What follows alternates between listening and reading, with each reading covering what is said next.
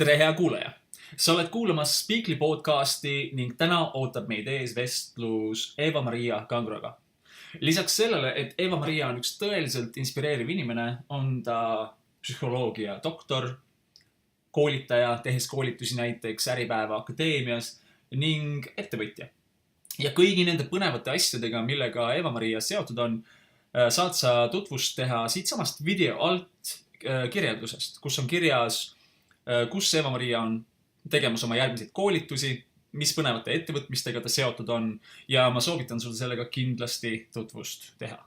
Nüüd täna räägime me Eva-Mariaga sellest, kuidas psühholoogia enda jaoks tööle panna. Ehk siis milliseid nippe või milliseid lähenemisi kasutada selleks, et keelt õppides edukam olla, et tunda ennast rohkem motiveerituna ja nii edasi. Me oleme valmis alustama, aga ennem Frankie Animal.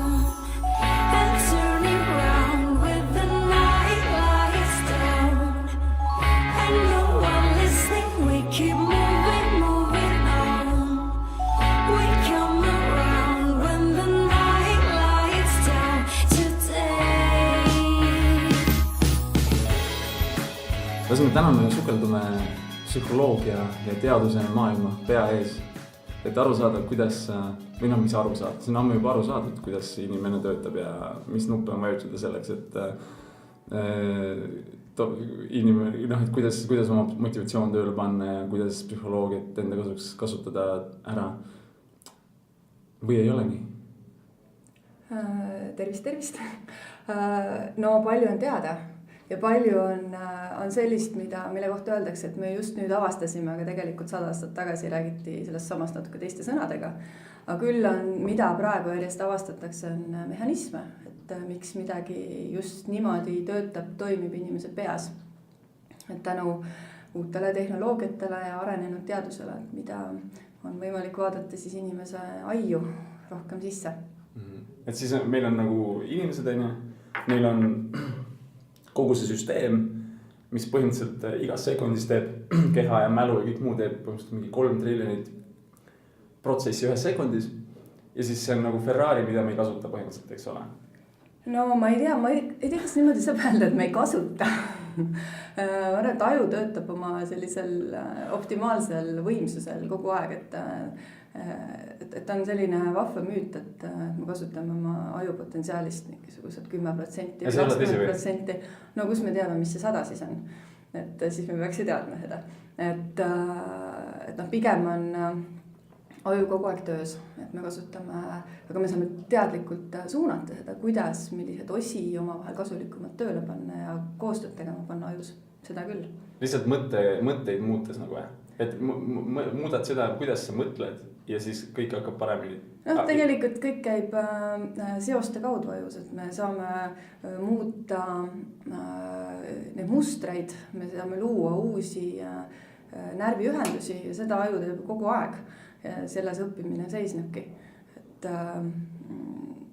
et aju muutub kuni elu lõpuni. Kogu aeg on plastiline, et me oleme õppimisvõimelised nii 5-aastaselt kui 80-selt. 80-selt lihtsalt natuke teistmoodi. Natuke aeglasemalt ja aju võimekus uusi ühendusi luua on natukene rahulikum juba võrreldes päris väikeste lastega. Aga kogu funktsioneerimine seisnebki uute ühenduste loomises ja vanade kinnistamises.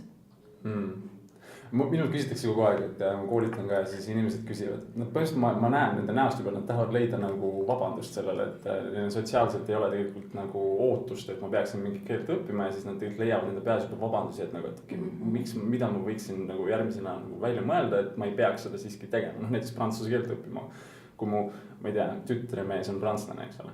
ja siis tavaliselt öeldakse, et ma olen nii vana, mul ei jää nagu meelde asjad ja nii, eks. Ja see on päris hea vabandus, ilmselt sa saad ilmselt kummutada seda müüti, et see ei ole tõsi lihtsalt, eks ole.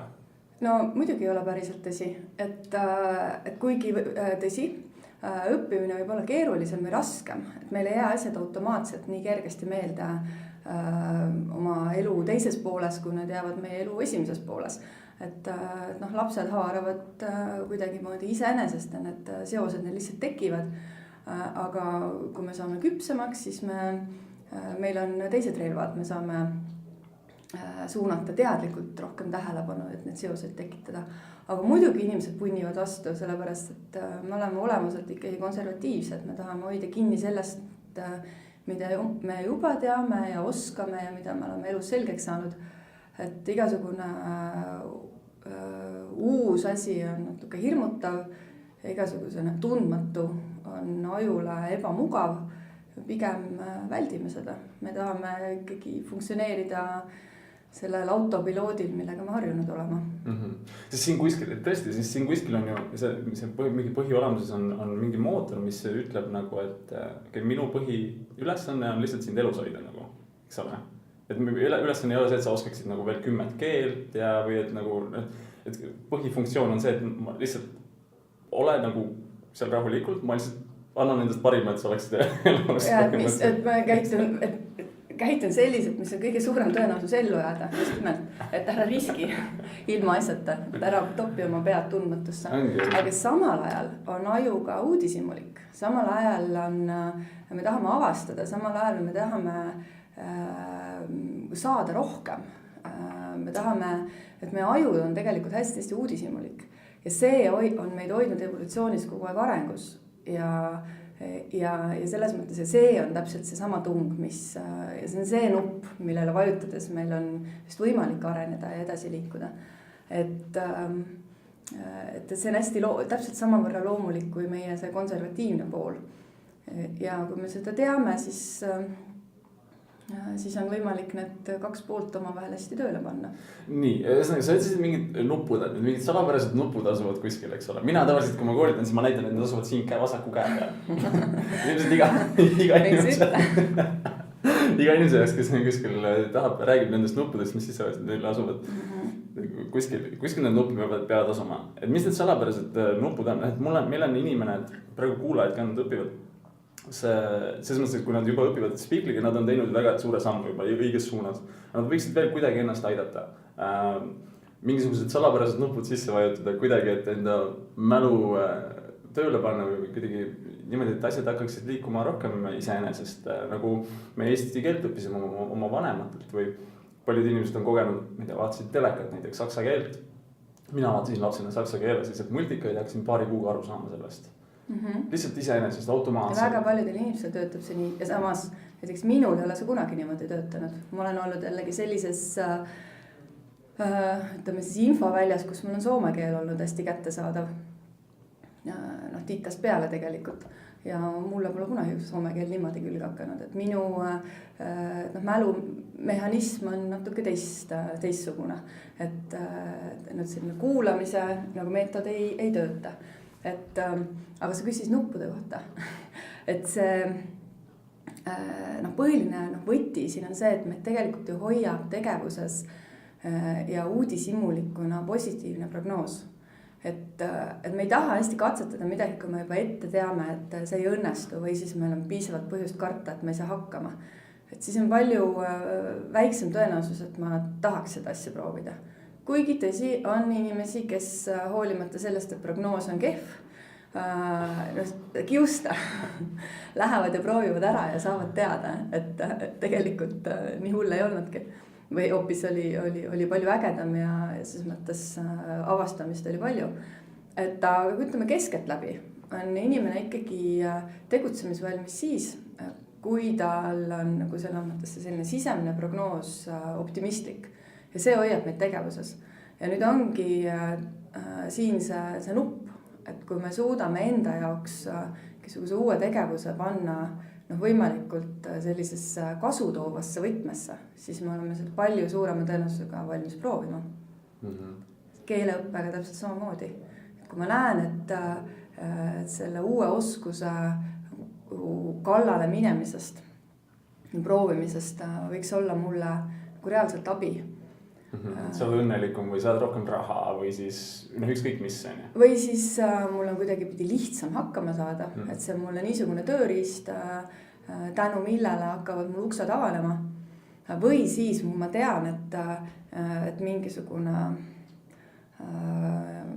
keeleõppeprogramm on minu jaoks tehtud nii nagu ägedaks, mugavaks ja mõnusaks, et need takistused, mida ma ületama pean, on pisikesed ja ma saan edu kogemust igal sammul.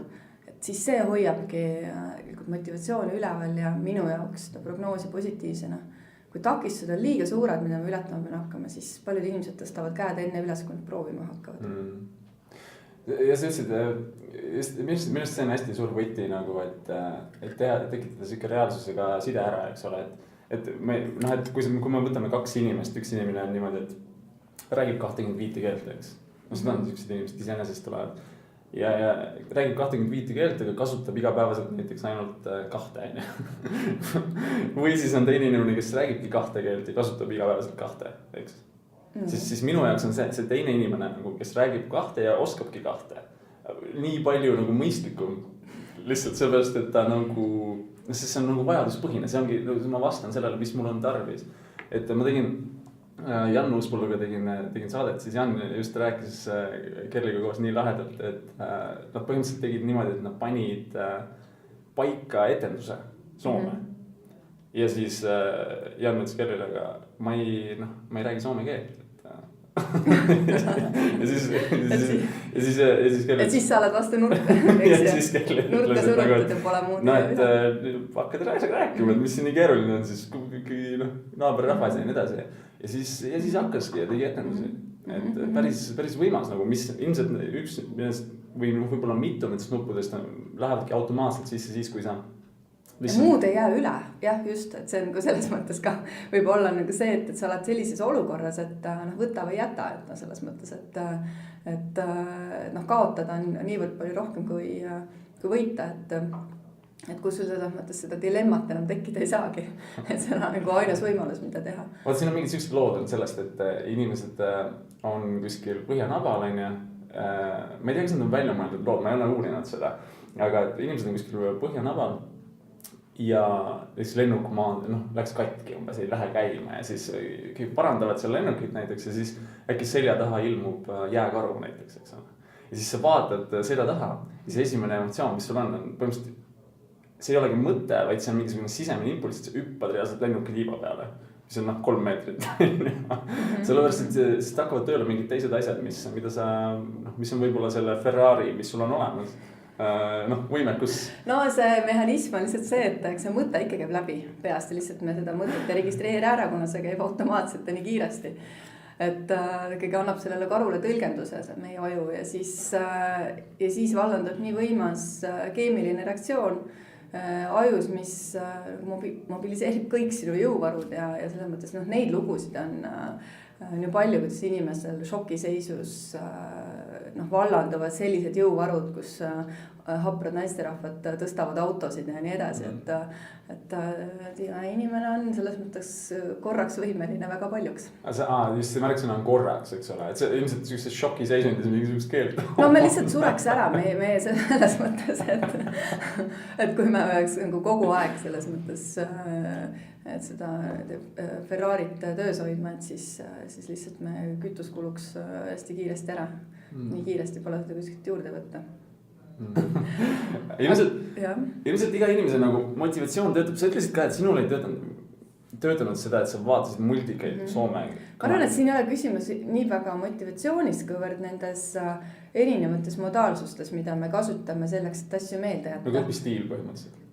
Jah, just.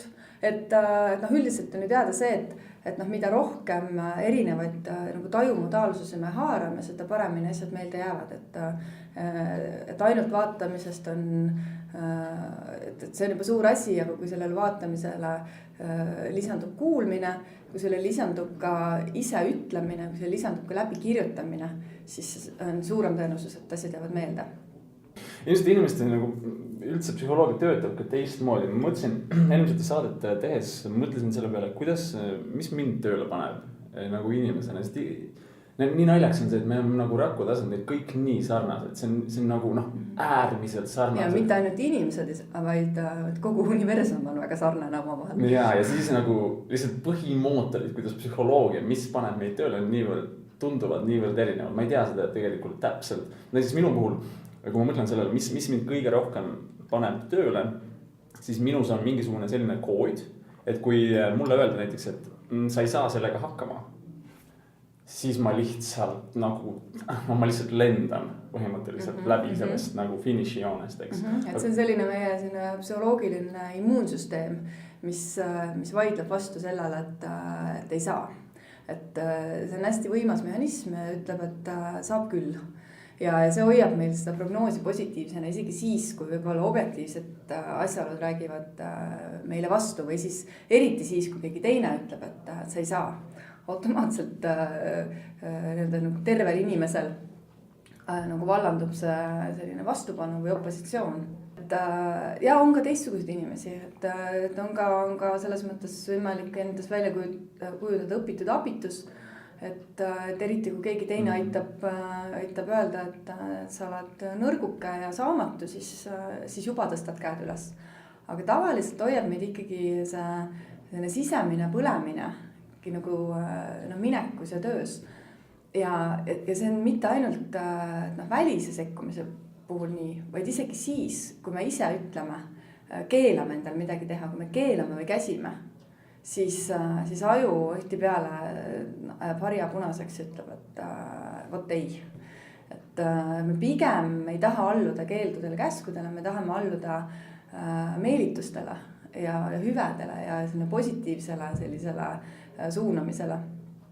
Et kui keegi ütleb, et sa ei saa sellega hakkama, siis pigem aju hakkab vastu. Mis mõttes? Jaa. Okay, meil on üks inimene, kes õpib praegu saksa keelt, alustas päris algusest, või prantsuse keelt, eks siis proovib seal panna lauseid kogu ja siis muidugi Spiiglisse on ka juba sisse nagu kogu see jäämäe tipu alla on juba sisse pandud terve hunnik selliseid psühholoogilisi asju, mis võiksid selle inimese jaoks nagu tööle hakata. Ja tingimata see inimene ei peagi sellest aru saama, kuidas see toimib. See ongi kõige, mulle meeldib kogu see asi selle juures, et selleks, et mingi asi toimiks, see ei pea tingimata, see ei pea olema teadvustatud, eks ole. Näiteks ilmselt on, ma ei tea, kas need numbrid on täpsed, aga ma olen kuskilt lugenud, et kui sa tahad mingisugust uut harjumust endale saada, siis see pead seal tegema mingisuguse aja, mingi 33 päeva umbes järjest. Ja selle kohta on igasuguseid numbreid 33 või 60 või 21 korda. Nii suured erinevused ja lausa. Ja just, et tegelikult siin on nagu see moraal, et siin mingisugust ühtset numbrit ei saa välja tuua, aga asja mõte on see, et mis on tõesti väga oluline, et meil on vaja kordusi. Tegelikult mingisuguse asja kätte õppimine on enamasti töötundide küsimus. Et korduste küsimus. Et me peame, ajul on vaja kordusi selleks, et tekiks uus närviühendus, selleks, et see kinnistuks, selleks, et me õpiks ära, et prantsuse keeles, kuidas see läheb, on comment ça va. Selleks on seda vaja teatud arv kordi kuulda, välja öelda, seda on vaja kinnistada. Et see kinnistamise moment on hästi oluline, ja see annab meile siis, võimaldab ka ühel hetkel saada seda tagasisidet keskkonnast, et vot ma saan hakkama, mul on see asi nagu varnast mõtta, et ma enam ei pea mõtlema. Et iseenesest see keeleõpe on ju ka, et alguses ma pean pingutama oma otsmiku, millega me suudame keeruliselt mõtelda, et teadlikult tähelepanu suunata. Ja kui me oleme seda piisavalt harjutanud, siis kolib see teadmine üle sügavamatesse struktuuridesse ajus, nii et meil on see juba automaatselt võtta. Nii et aju iseenesest toimibki niimoodi, et me õpime, alguses peame pingutama, selleks, et muuta see uus oskus automaatseks, et see on meil juba lihtsalt võtta. Et see, et me kõnnime või eesti keeles siin kõneleme, et selleks nüüd suht pingutama ju ei pea. et võib-olla mingit uut kõnnakut õppides või mingisuguseid sõnu otsides, teinekord on vaja natuke sobrada oma otsmikuga ringi seal peas. Aga üldiselt see tuleb meil niisama. Aga me oleme kunagi ikkagi harjutanud. Jaa, me oleme piisavalt harjutanud. Ilmselt siin on ikkagi nagu see, et see sama asi, mis enne ütlesid, et keha on nagu natukene, no see ei olnud seda sama sõna, aga see on minu sõna, et on laisk, on. Et noh, et ei taha... Mugav, jah. Mugav, ta ei taha teha, selles mõttes ei muutusid ja kui... Konservatiivne. Konservatiivne on väga hea sõna, selleks me oleme seda varem kuulnud selles kontekstis kunagi. Ja siis, kui sa teed seda sama asja korra järjest, iga päev, siis ilmselt ta saab sellise nagu, noh, mulle meeldib vaadata niimoodi, et keha mõtleb ja mina mõtlen nagu. See on nagu kahe dualistlikuna. Ja siis sa teed seda neid asju ja siis keha mõtleb, et tal on vist tõesti seda vaja, miks ta seda teeb iga päev. Ja siis ta lihtsalt võtab ennast kokku, vaatab, et okei, ma siis nagu osa enda eelarvest või siis osa enda nagu kapatsiteedist nagu annan sinna, siis nagu tundub, et see võib mingi mõistlik asi olla. Ja ühel hetkel ei ole selles mõttes ei ole see enam üldse pingutus, vaid see tuleb iseenesest ja kuskilt, et me ikkagi nagu selles mõttes, et tahame, noh, me kogu aeg optimeerime ennast, et no selles mõttes, et see, et noh, põletada või kulutada seda ressurssi ikkagi võimalikult optimaalselt. Me spetsiaalselt ei taha kogu aeg pingutada, et me pigem selles mõttes, et isegi siis, kui meil on kätte õpitud mingisugused käitumisviisid või mingid reageerimisviisid, mis kunagi kasu ei too. Me saame iga kord tagasisidet selle kohta, et asi ei tasu ennast ära, ei tasu teist inimeste poole karjuda näiteks või et ei tasu ma ei tea, teha mingisugust kilplaslikke liigutusi. Aga kuna me oleme sellega harjunud, siis me ikka ometi teeme. Et see on just nagu varnast võtta. Et selle harjumuse ümberõppimine on just kui pingutus. Aga kui me ennast kätte võtame ja natukene seda uut käitumis harjutame, siis see muutub automaatseks ühel hetkel ja toob meile rohkem kasu. Aga mõtle, kui selles mõttes, et meid on nii palju harjutatud ära aastate vältel sellega, kuidas tehakse asju. Kuidas koolis tehakse asju. Nagu lapsest peale, kui sind on niimoodi programmeeritud, eks ole, siis tegelikult nagu ühe inimese jaoks see ongi juba selline kirkekaardlik hüppe nagu tundmatusse, kui ta võtab ette sellise teekonna ise näiteks sellise online õppeprogrammiga, eks ole, näiteks. Just, ja ma tahtsin seda veel praegu mul tuli nagu see ju elementaarne nagu paralleel, et noh, mida meil koolisüsteemis vähemasti minule juurdus see küll päris tublisti sisse, on see hirm valesti vastamise ees või hirm negatiivse tagasiside ees. Et ka see muutub automaatseks, et äkki ma ei saa hakkama või äkki ma ütlen vale vastuse või äkki ma küsin rumala küsimuse. Et jah, selles mõttes me saame ka positiivset tagasisidet, oleme saanud koolist loomulikult. Aga see on vähem tugev, mis selles mõttes? Ja, et no, see ikkagi nagu selles mõttes, et aju jaoks on hirm tugevam tunne kui nauding, et kui sul on selles mõttes saad kahe asja veel valida, sul igaks juhuks ellujäämise seisukohast on nagu hirm domineerib, eks ju, ja sõltuvalt sellest, kui tundlik organism siis on võib olla see igaks juhuks kartmine kuidagi nagu nii tugevasti sisse programmeeritud, et teinekord mõistlike täiskasvanud inimestena on meil nagu väriseme, et ei tea, kas minu tehtud tööga oldakse rahul või ei olda rahul. Tegelikult mis siis, eks ju, et ma andsin endast parima, et mis see nüüd siis värised. Aga see tuleb ikkagi hästi sügavalt sealt kooliajast. Ja seda, mida ma ju ka natukene hakkasin oma roostes prantsuse keelt uuesti update'ima Speakly abil.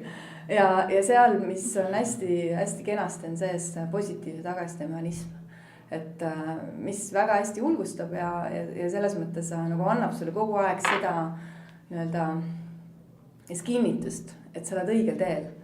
Et mis sest, et sa võib-olla praegu kohe ei tulnud automaatselt see lause meelde, mida sa ju tegelikult tead ja sa oled ju seda õppinud. Aga väga hea, et me anname sulle uuesti selle lause natukese aja pärast, saad uuesti proovida. Et ühesõnaga see pinge maandamine, mis tuleb nagu sellest mitte hakkama saamise või negatiivse tagasiside hirmust, mis on meil automaatselt sees. Et selle pinge maandamine on nagu spiiklis hästi osavasti lahendatud ja nagu hoiab seda motivatsiooni käigus kogu aeg, kui sa saad positiivset tagasisidet oma. See on ikka täitsa nagu, kui ma näen inimesi nagu ka, kes igapäevaselt tegelen keeleõppijatega, siis see on nii tugevalt sees, lihtsalt see hirm on nii tugevalt sees, lihtsalt ma ei saagi nagu ja jaburam ongi see, et need asjad, ma olen käinud koolis, saan hindeid, ma ei mõtle selle peale, et kuidas see mind võib mõjutada, et kuidas see keskkond mind mõjutab. Aga tegelikult kogu aeg, nagu sa ütlesid, lihtsalt programmeeritakse, et nagu, et ei, sa ei saa nagu. Istu 5, istu 3. Täitsa kummaline ikka. Seal Jerry Seinfeldil, mul lemmikkoomikul on üks nali, et ta viitab ühele mingile USA's tehtud uuringule oma naljas ja siis see nali käib niimoodi, et see uuring ütleb, et küsiti inimeste käest, mis on teie kõige suurem hirm ja siis esimesel kohal oli avalik kõnelemine ja teisel kohal oli surm.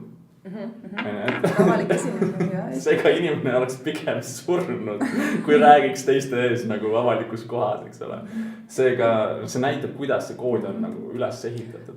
Ja no selles mõttes, et teinisega see, et see on nii selline nagu käegkatsutav tunne või käegkatsutav hirm, et me kõik oleme ju kogenud seda, kuidas tähelepanu keskpunktis olles ja veel eriti midagi nii-öelda siis nagu tarka teistele rääkides, et mis kehaga juhtuma hakkab, et kõik need ärevuse sümptomid on nagu nii füüsiliselt tunda, et ja see on nii ebameeldiv enamikel inimestel, et juba ette nagu selles mõttes sellele mõelda, et mis hakkab juhtuma ja kuidas kõik takerdub nagu see tõttu, et mida ma tunnen. Et inimesed jah, siis mõttes, et ma arvan, et see hirm on hästi tugev just see tõttu, et see on nii reaalne. Aga see ei ole ju tegelikult loomulik, eks. See on meile nagu meisse pandud, aga nagu meis nagu lihtsalt naturaalselt see tegelikult ei ole ju loomulik. No, ei, selles mõttes jah, ta ju ei peaks olema selles mõttes, iseenesest on kõik hirmud õpitud. Kõik hirmud on õpitud meile, et selles mõttes, et imik roomab ka üle selles mõttes klaaspõranda rahulikult ja siis ühel hetkel ei julge enam sealt minna. See oli mingi huvitav asi, ma lugesin kuskilt, et imikud, kui nad sünnivad, siis nad kardavad ainult kahte asja. Ma ei mäleta, mis see teine oli, üks oli maod umbes. Ja siis ülejäänud on kõik õpitud põhimõtteliselt. No ühesõnaga, et moraal ongi see, et see on enamik asju, mida me kardame siin elus, et need hirmud on õpitud ja sageli on selles mõttes, et ka me täiskasvanutena hästi palju kogu aeg hoiatame, eks ju, igasuguste võimalike ohtude eest, mis võib juhtuda. No see ongi reaalne, sest et me ju teamegi, mis võib juhtuda, aga enamasti need asju midagi ju ei juhtu. Okei, aga mida saaks keegi teha? Siis ei peaks kartma, eks, et see on nii naturaalne asi, siis nii pea kui ilmselt sa sinna hirmu sisse lähed, siis see hakkab ennast võimendama ja see lähed nagu mingisse ringi sisse, eks ole. Sest on hästi teada ka see, et negatiivsed emotsioonid kuidagi pidi ei toeta õppimist. Et vastupidi, aju läheb jäigemaks meile, selles mõttes me ei suuda neid ühendusi nii vabalt luua, kui meil on mingisugune negatiivne emotsioon selles mõttes seal niimoodi kaasuv. Et on see viha või hirm või selline äng, et siis asjad ei jää nii hästi meelde ja me ei ole nii avatud tegelikult omandama uut, et aju pigem siis mõttes läheb lukku. Igasugune positiivne foon on see, mis aitab uue omandamisele kaasa. Nii et see selles mõttes on juba iseenesest asi, mida tasub endaga kaasas kanda, et ega vihaga või hirmuga või trotsiga pole mõtet asjadega olla lasuda, et võib ikkagi häälestuma ja meelestuma niimoodi mõnusalt ja looma endale psühholoogiliselt sellise turvalise ja hea tunde, et siis asjadega olla lasuda. Mul üks lemmikfilm on Tom Hanks mängib seal koos, seal on üks lahest stseen on niimoodi, Tom Hanks on seal koos ühe inglise näitleja, kes mängib sakslast ja siis see teine mees on nagu mõistetud surma, eks ole. Ja siis Tom Hanks on tema advokaat, siis ta küsib, et ta on nii rahulik see teine mees, ta küsib, miks sa ei karda, mis sul viga on? Ja siis see teine mees vastab, et kas see aitaks? Jah, just. Ja siis see on lihtsalt niivõrd nagu mõistlik ja pragmaatiline viis, kuidas mõelda et ma olen varem kogenud, et 6 aastat õppisin vene keeltega see ei töötanud või et inglise keelte koolis see ei töötanud. Siis kui ma võtan selle sama pagasi kaasa praegu, kui ma alustan mingi saksa keele, kas see aitaks? Sa tõid hästi olulise asja välja, et me sageli teeme tegelikult ebakohaseid järeldusi või me järeldame varasema kogemuse pealt ja eeldame, et mis meist hakkab saama just nimelt selle põhjal, kuidas on asjad olnud. See on väga paljuski funktsionaalne, et kui ikkagi selles mõttes oled kui tulle hüpanud ja haiget saanud, et siis pole mõtet 3. korda seda uuesti proovida, et äkki nüüd ei saa. Aga lihtsalt meie aju trikitab, et me teeme sarnaseid järeldusi ka asjade kohta, mille kohta ei ole mõistlik teha selliseid järeldusi. Et see on ka üks koht, mida endale teadvustada, et et kas see üldistus, mida ma praegu teen oma varasema kogemuse pealt, aitab mind kuidagi edasi. Kas see on praeguses hetkes mõistlik või mitte. Et väga palju me tegelikult oleme selles autopiloodis, et me kasutame tegelikult selliseid düsfunktsionaalseid automaatmõtteid. Me eeldame liiga palju, me kahetseme tagantjärgi liiga palju, me üleüldistame asju seal, kus neid üldse vaja pole ja nii edasi. Et kõik see, mis on funktsionaalne, võib-olla mingisuguses väga kitsas lõigus kipume seda üldistama. Et olla, selles mõttes võtta asju puhtalt lehelt on sageli kõige targem, et siis on võimalik omal tundlad püsti hoida ja avatult võimalustele vastu astuda. Ja see on ka psühholoogiast hästi teada, et just nimelt me saavutame oma eesmärke või meil on lihtsam mobiliseerida ennast, kui me ankurdame tegevuse mingisuguse tingimusega, et kui seal on... Mismoodi? Tooks näide näiteks? No need on need sellised nii-öelda kui-siis konstruktsioonid. Et kui näiteks teada, et keele õppimiseks on vaja järjepidevust, on vaja iga päev veeta selle Speaklyga teatud arv minuteid, 30 minutit või 40 minutit või kuidas keegi endal selle eesmärgi seab. Kindlasti on Speaklyl endal hea soovitus, et mis see aeg võiks olla. Siis sageli selles mõttes sellest ei piisa, kui ma ütlen endale, et iga päev 30 minutit. Sellepärast, et ühel hetkel on juba kell õhtul kell 11 ja ma ütlen, et läks jälle nii nagu alati ja see päev on kuidagi moodi lipsas mul käest ära. Ja see juhtub nii lihtsasti, on ja juba on kell 11 ja mul pea enam ei võta või et nüüd ma enam ei saa. Aga mida selles olukorras teha? Ja siis ongi vaja ankurdada ennast väga selgelt. Näiteks kui kell on 6, siis ma võtan Speakly ette. See tundub lihtne või selline triviaalne, et mis mõttes, mis see mind siis aitab. Aga ma tegelikult ankurdan ennast väga selgelt mingi tingimusega ära. Või siis... Kui mul on hambad pestud, siis esimese asjana ma võtan keeleõppe 15 minutit. Näiteks midagi sellist. Seod ära mingi. Ma seon ära ajaliselt või ruumiliselt või oma päevakavad mingisuguse konkreetse tegevusega, mis on juba rutiin. Või mis on väga selge selline ankur minu jaoks. Ja seon selle tegevuse ära. Ja siis olema palju rohkem tegelikult ise kinni. Või ennast ära sidunud ja motiveeritud päriselt seda asja siis tegema. Ja see on jälle harjutamise asi, et kui ma olen harjutanud endale seda konkreetset mustrit, et kui kell saab 6, siis piisava arvu kordi, et mõne inimesel piisab 10 korrast, mõnele 20, mõnele 30, see saab iseeneslikuks. Et ega ma ei pea endale ju igal õhtul hammastude pesemist meelde tuletama. Me lihtsalt lähme ja teeme selle ära. Aga me oleme kunagi pidanud, meie emad ja isad on kunagi sinna niimoodi järjekindlalt vedanud ja siis see on meile saanud selliseks rütmiks. Et see on siis, et sa lood keskkonna, mis toetaks seda konkreetset tegevust, on ju? Just. Et ma olen kuulnud, et kui tahad vormi saada, siis inimesed kasutavad ka mingid sellised nippe, et siis mul endal ei ole seda vaja, ma tunnen, aga paljude jaoks ilmselt on kasulik, et ma ei tea, üks trikk ma olen kuulnud on selline, et paned endale eelmisel õhtul trenniriided juba kuskil valmis näiteks või kotti, nii et selle saaksid lihtsalt selle haarata. Et sa teed endale pingutust nõudva lihtsaks, võimalikult lihtsaks, et selle tegevuse, mis sul muidu võib-olla selles mõttes nõuaks mingit pingutust, mingisugune algatamine või et siis sa lihtsalt sead oma keskkonna selliselt, sul ei jää muud üle, kui näha neid asju ja sul on väga lihtne liigutus teha, need kotti panna ja minna. et see läheb väga hästi kokku, et sa koolitad, eks ju, Äripäevas ja igasuguseid muid põnevaid asju teed oma ettevõtlusega ja edasi. Siis ma vaatasin sinu koolituse kirjeldust ja siis sa kirjeldasid seal, et sa räägid sprintide kaupa liikumisest, eks ole. Et see on põhimõtteliselt natuke, kas see kuidagi ühildub? No vägagi, selles mõttes, et ma olen ise näen nagu igapäevaselt seda, kuidas see on meie nagu loomulik eksisteerimise ja arenemise viis. Eksperimenteerida, liikuda väikeste sammude ja korduste kaupa, et ületades väikesi takistusi ja kui need on ületatud, siis järgmisi takistusi, et niimoodi me hoiame ennast kogu aeg aktiivsena ja areneme, et selline pidev eksperimenteerimine on iseenesest see viis, kuidas me igapäevaelus toimetame ja samal ajal, kuidas lahendatakse kokkuvõttes väga keerulisi probleeme. Kuidas käib tarkvaraarendus, kuidas avastatakse, tehakse meditsiinis avastusi ja kuidas õpitakse keelt,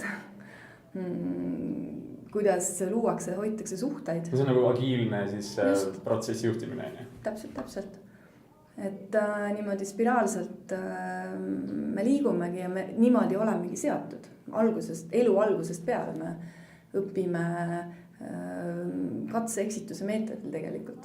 Ja see sügavam mõte on siis selles, et kui keegi näiteks hakkab selle saksa keelega täna peale, siis ta ei tohi keskenduda sellele, et ma pean 4000 sõna ühel hetkel oskama. Võiks olla niimoodi, et 10, on ju? No jah, selles mõttes, et see 4000 võib olla sellise suure eesmärgina, selles mõttes selline nagu visualiseeritud kui selline suur motivatsioonipost seal kuskil kaugel, et see aitab ka. Aga see, kui et seda selles mõttes, et sellist prognoosi, et kui ma nüüd niimoodi samm-sammult 10 sõna kaupa liigun ja iga päev järjekindlalt, et iga päev on üks väike sprint, siis lõpuks on see võimalik. Lõpuks ma lobisingi vabalt saksa keeles, et aeg-ajalt endale seda kui sellist nagu võimalust ikkagi nagu silmis hoida on ka nagu hästi motiveeriv. Aga ilmselt ainult sellele mõeldes oleks lihtsalt see frustreeriv, eks ole? No jah, selles mõttes, et ma saan iga päev siis tagasisidet, et ma veel ei oska seda 4000 sõna. Et siin ongi selles mõttes, et see suur pilt ühe fookusena ja teiselt poolt, et need väiksed sprindid igapäevaselt väga selge fookusena saavad selles mõttes nagu paralleelselt eksisteerida. Ma väga soovitan inimestele tihti on see, et kui nad õpivad mingit keelt, näiteks ka Speakliga, siis see, mis mulle meeldib selle juures on see, et selles aspektist, et sa ei näe kogu seda tervik, sa ei näe kogu keelt, et sa ei näe, kui suur see on, et sa liigudki konkreetses nagu faasis edasi. No just, ja aeg-ajalt sa saad seal tšekata, et kui palju sa selles 100% oled edasi liikunud. Et mina näiteks liikusin prantsuse keelega eile 4% edasi. Lahe, väga liikumine. Aga mida ma soovitan tihti koolitustele ja mujal ka on niimoodi, et ärge üldse kasutage nagu sõnaraamatut näiteks. Et nagu esiteks number 1, kui sa võtad selle kätte, su mälu kõik töötab nii kiiresti, sa ju näed selles mõttes, et seal on 40 000 sõna. Ja see on juba nagu sa näed, et sul tekib mingi veider arusaam, eks ole, et keel ongi 40 000 sõna. Ja tõesti, kui tahad Goethet lugeda või midagi sellist, siis ongi võib-olla ilmselgelt ei ole 40 000, aga me võime niimoodi mõelda, et keel on 40 000 sõna, aga tegelikult, mis meil on vaja rääkimiseks, on määratult vähem sõnu, nii palju vähem. Meie räägime siin oma vahel, me oleme kasutanud eesti keeles nii väikest arvu sõnu, aga kui me võtaksime õssi ette, siis see on võrletu keel, eks ole, mingi jõhker. Et parem on üldse mitte võtta seda sõnaraamatut, sest see hoiab nii palju frustratsiooni ära. No just, ja teine siin ka see, et mis see eesmärk on, et kas eesmärk on mingi arv sõnu või eesmärk on tunda ennast nagu vabalt ja mõnusalt sellist igapäevast nagu vestlust arendades. Et see on ka selles mõttes nagu erinev, et aga see selles mõttes teinekord see niisuguse hästi lihtsa, mõõdetava või konkreetse suure eesmärgi visualiseerimine aeg-ajalt endale on ka ikkagi hästi motiveeriv asi, et ma mäletan ise, kui ma kirjutasin oma doktoritööd, olles nagu alustades, olles sellises nagu täiesti abstraktses mäsus, et see tundus ühest küljest hästi võimatu, et me ühel päeval kuskil on mingi raamat on valmis. aga mul oli aeg-ajalt oli silmes selle väitekirja esileht, mida ma kirjutan siis need tänusõnad. Aitäh mu perekonnale, kes on mind ära kannatanud ja nii edasi ja mu juhendajad ja kõik, kes on mulle toeks olnud ja võt seda lehekülge ma aeg-ajalt kõige suuremas segaduses hoidsin endal silme ees, et see ju peab võimalik olema. Ja ühel päeval ma siis päriselt kirjutasingi seda lehekülge. Ja võt siis oli küll selles mõttes selline ikka nagu tõsiselt võidutunne, et lisaks sellele sisulisele sellisele nagu rahuldustundele ja nagu kihvtile tööle, mis on tehtud ja mis omakorda pakub naudingut, et see protsess on huvitav ja kihvt. Samamoodi keeleõppe protsess on lahe, et meil ei pea alati olema mitte mingisugune eesmärk, et ma nüüd tohutult, et praegu valan higi ja kannatan ja nii, et keel on sõlmes ja silmad on punased, et ja siis lõpuks, et see viib mingisuguse saavutuseni, vaid et see protsess ise on äge, see on natukene nagu mänguline, natuke saan kogu aeg seda tagasisidet, et ma juba oskan rohkem, see on huvitav, see on kihvt, ma ütlen asju, ma juba kuulen ennast ütlemas päris nagu päris. Et selle protsessi nautimine on ka nagu võti motivatsiooni hoidmisel. Sa ütlesid ennem, et kuidagi nagu mõte läheb hajuma, et ma tein ühe näite ja siis ütlesid, et eesmärk on see, et ma suunan teatud ajas enda nagu ressursse, et ma olen fokusseeritud teatud asjale, mis on tänapäeval kohutavalt keeruline asi. Isegi kui mulle tundub, et ma keskendun. Igaüks, kes on kunagi mediteerinud, saab sellest arvu. Et sulle tundub, et ma olen rahulik inimene. Praegu ka, ma olen nii rahulik. Ja sellel hetkel, kui sa alustad mediteerimist, siis sa tunned, kuidas, kui kõik läheb vaikseks, siis tunned, kuidas see sama monkey mind, affimeel või midagi seda eesti keeles nimetatakse, kuidas see lihtsalt nagu lendab. Ja siis sa vaatad, et see tegelikult käib kogu aeg nii. Ma lihtsalt ei märka seda. Siis ilmselt ühe mälu jaoks, kui kõik see taustal käib, siis ennast koondada ongi lihtsalt juba alateadlikult või ise, et sa ei kontrolligi seda raskem. Ja, et see nõuab pingutust ja selles mõttes, et samal ajal see on ka jällegi treenimise küsimus, et mul on võimalik, ja mul ei ole võimalik võib-olla selles mõttes, et igas ajahetkes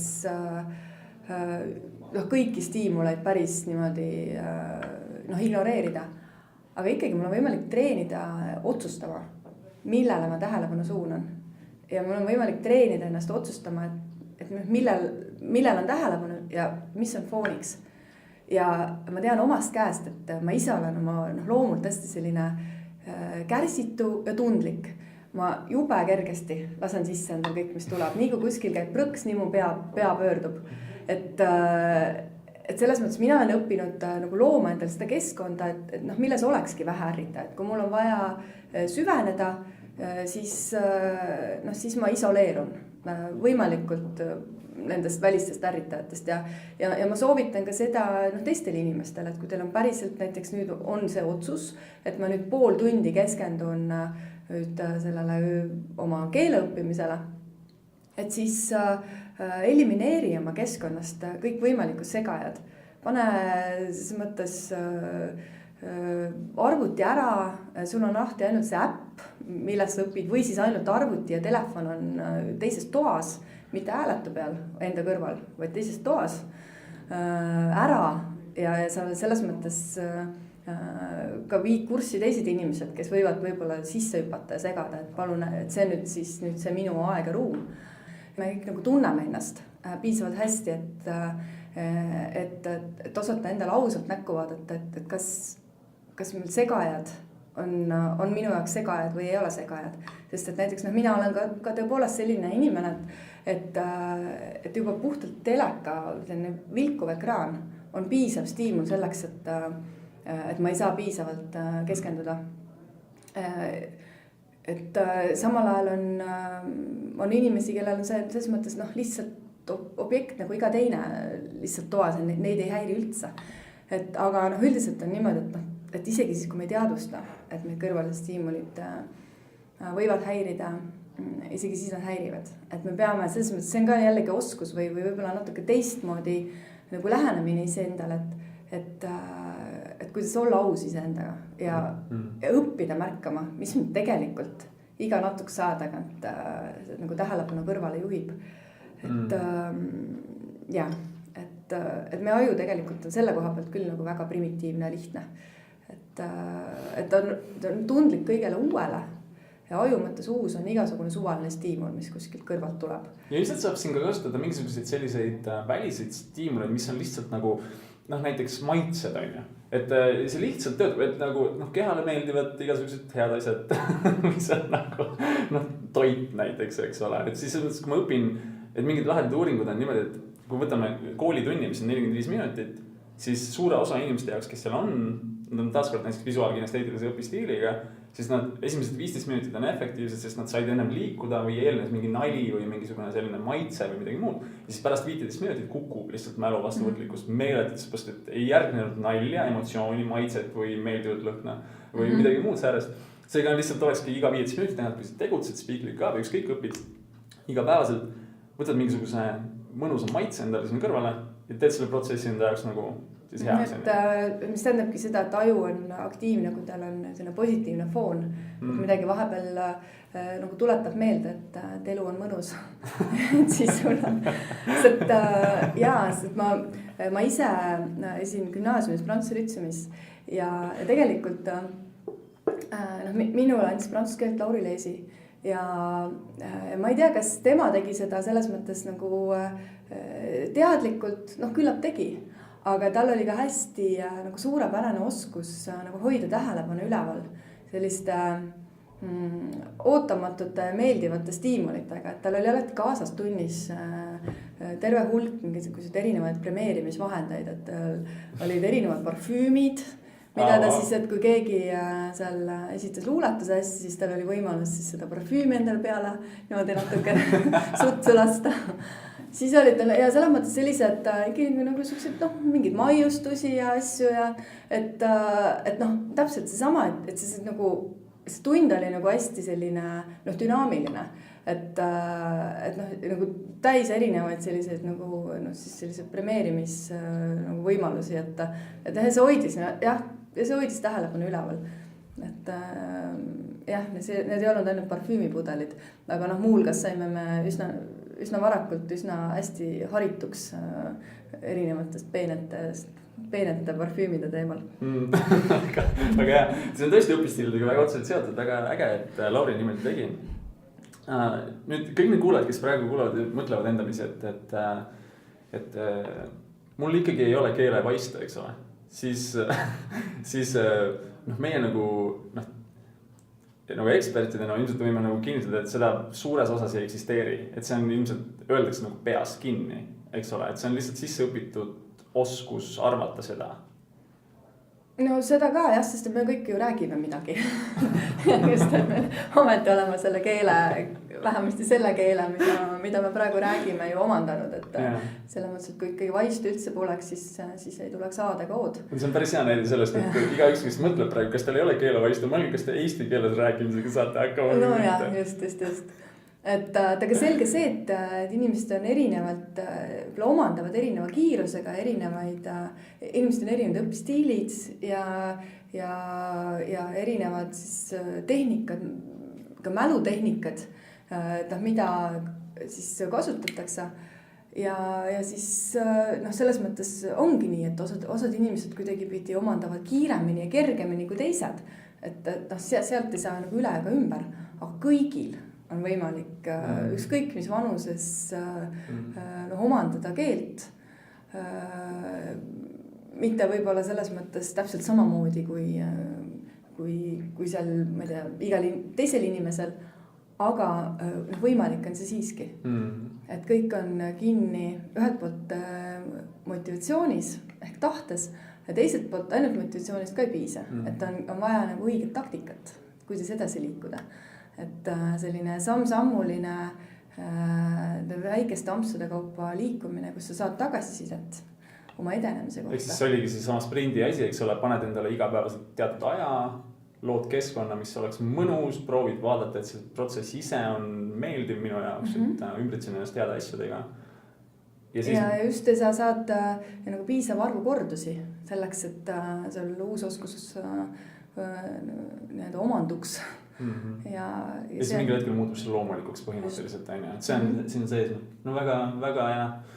Ma arvan, et praegu kuulad siit väga palju kasulikku sellest vestlusest, et ma tavaliselt võtan selle saate kokku niimoodi, et ma küsin, et soovitaksid kuulajatele midagi, mis on sulle isiklikult olnud, mis sa oled lugenud või vaadanud või kuulanud, mis aitab olla 2018 aastal parem inimene või mingi siuke mõjus asi sinu enda jaoks. Või see võib olla mingi mõte lihtsalt. Minu, see ei ole üldsegi nüüd mingi uus asi. aga üks asi, mida mina enda jaoks natuke aega tagasi taas jälle teadvustasin, on see, et hoidke oma suhteid. Ja olge olemas nende inimeste jaoks, kes on päriselt elus olulised. See on hästi tähtis. Ja see annab tegelikult, see hoiab meid õnnelike tegusatena ja ajud aktiivsetena. Et see suhete, et see, et meil on teised inimesed ümber, me oleme sotsiaalsed loomad, oleme introverdid, ekstroverdid, kõik omamoodi. Aga me oleme sotsiaalsed loomad ja teised inimesed ümber on meile eluliselt olulised. No sellega ongi väga paslik lõpetada. Aitäh, Eva-Maria ja kõik inimesed kuulajatele. Aitäh!